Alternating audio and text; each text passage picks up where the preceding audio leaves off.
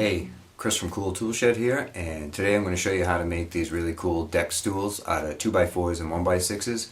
Really simple project. Doesn't take very long, an afternoon maybe to make one, not even, an hour or so.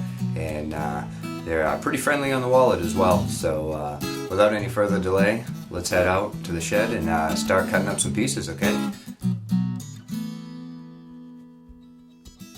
I took the train down to Boston. I grabbed the subway to the dock. I made the ferry out to George's Island, and I guess I just had beat the clock.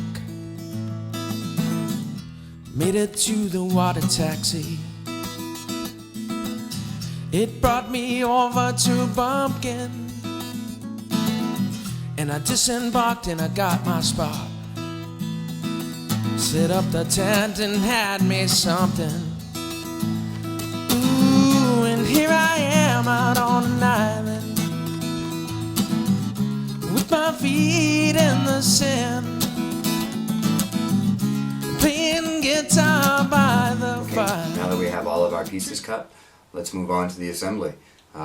First we're going to assemble the sides, and you'll take two of your 39.5 inch pieces in a cross brace, and we'll put those together and then add it on.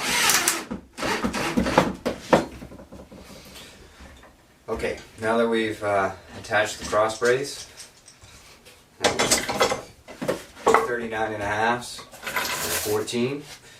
Now we're going to go and grab a 23, and you're going to slide it onto the top.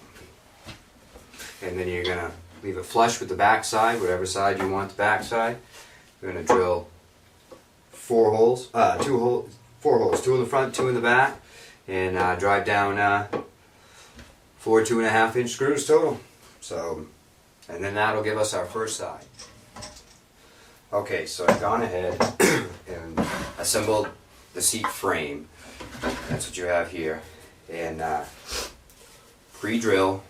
Use 4-inch screws, countersink them. You have the 18.5 inch piece that goes across the front. Then you have your two 19.5 inch pieces that meet flush right here. And then those are the sides. And then your 15.5 inch piece runs in between the two 19.5 pieces. So it doesn't matter if the ugly wood, if you have marked up wood, anything like that, just make sure that your outsides are pretty clean. You don't want to spend too much time sanding.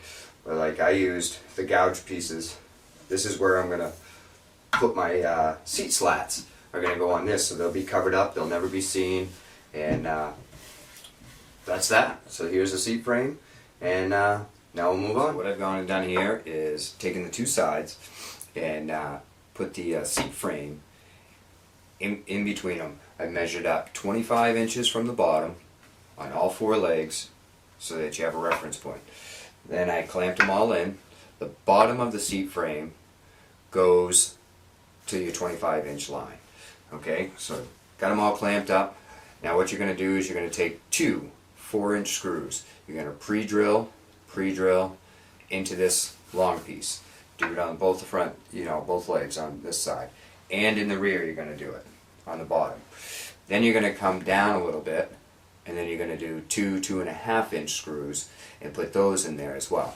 The 4-inch screws are going to allow for more stability, and the 2.5 inch screws will catch into this side brace right here coming across on the frame.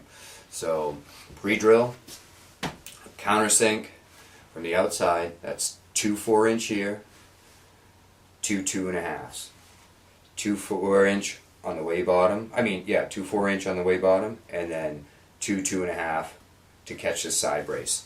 Do it on all four sides, on all four legs, and you'll have your carcass pretty much done. And then we'll move on to the footrest and the back brace on the ball. So you've taken the two 18.5 pieces that you had and screwed them together to make a footrest.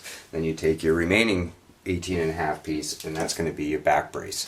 So what you do is you measure up 10 inches up from the bottom, and lay the bottom of your footrest there. Same on both sides, right? Clamp it up. Then you're going to use 4-inch screws. You're going to pre-drill, countersink, both sides, drill those in so it's nice and sturdy. Same with the back. The back, you probably get away with the 2.5-inch screws, but if you want, use 4-inch screws. And you pre-drill, and what you do is you just measure up 11 inches and place the top part of the back brace at 11 inches.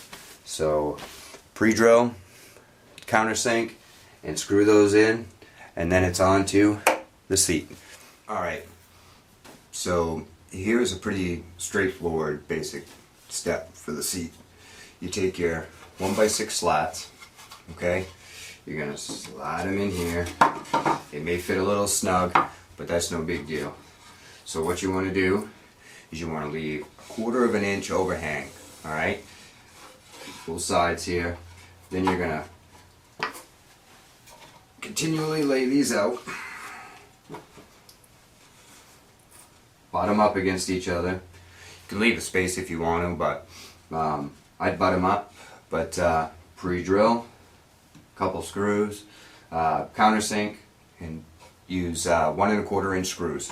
So work your way all the way back. You're going to have about an inch, inch and a half, maybe 3/4 to a half an inch overhang on the back, which is good. So lay these out.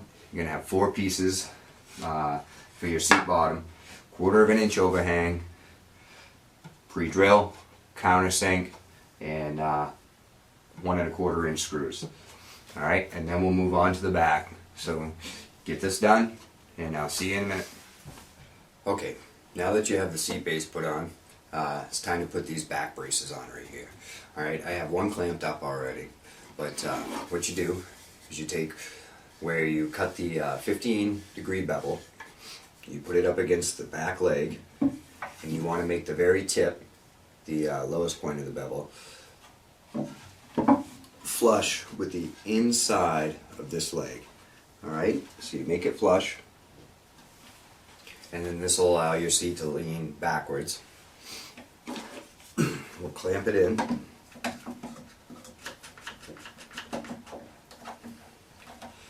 And then what you're going to do is you're going to take 2.5-inch screws. You're going to pre-drill on the outside through the outside leg, get 2 in the bottom across, then you're going to work your way up on the outside. Just make sure that you catch some of this back brace. Okay, so that's pre-drill, countersink, and then 2.5-inch screws into these 2 side braces from the outside. And then you're going to, after you get that done, you're going to take your last 3 remaining pieces of 1x6 slats, and you're going to work these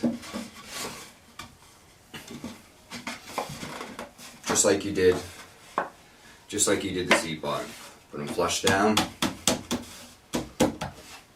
Then you're going to pre-drill, countersink, and 1 1/4-inch screws all the way up till you're done.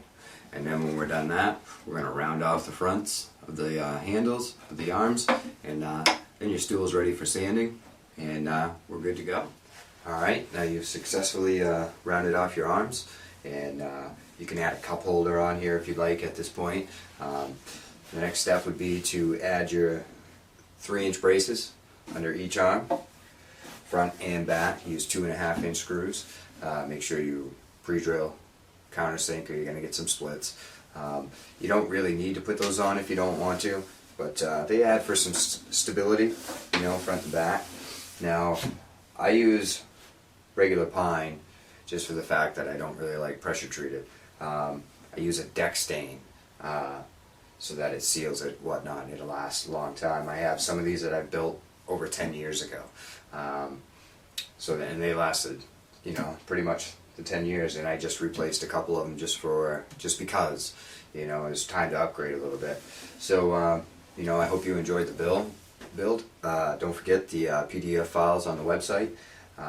There's both the cut list and the directions. So, you know, have fun with these.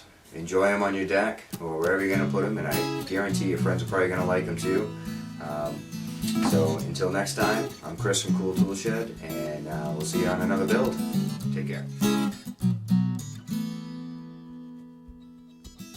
I took the train down to Boston. I grabbed the subway to the dock. I made the ferry out to George's Island, and I guess I just had beat the clock. Made it to the water taxi. It brought me over to Bumpkin, and I disembarked and I got my spot. Set up the